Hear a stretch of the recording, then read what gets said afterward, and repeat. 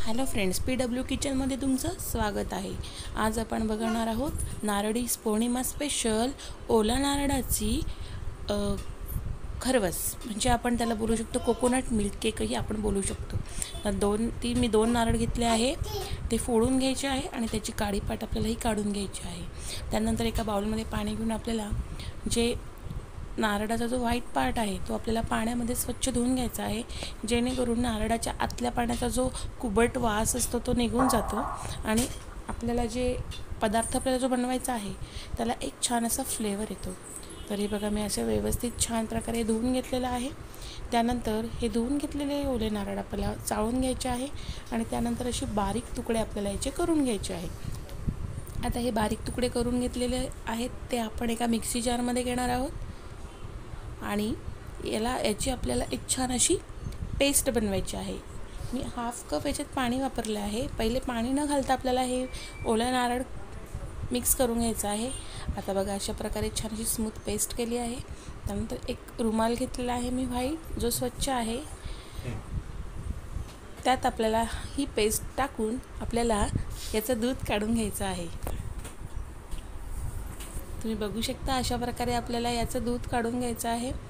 बघा, 2 नारळामधनं मला एवढं दूध मिळालं आहे आणि हा वेगळा ठेवला आहे। त्यानंतर 2 कपड्या दूध आपण वेगळं करायचं आहे। त्यात 2 चमचे मी कॉर्नफ्लॉवर पावडर ॲड केलेली आहे, ते मिक्स करून घ्यायची आहे व्यवस्थित।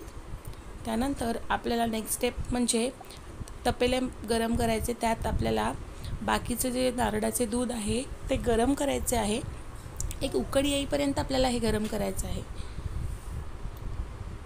आता त्यामध्ये मी 1 ते 1.5 वाटी साखर ॲड केलेली आहे। त्यानंतर कोकोनट इसेन्स घालणं ऑप्शनल आहे, तुमच्याकडे असेल तर तुम्ही घालायचे, नाही घातलं तरी चालते।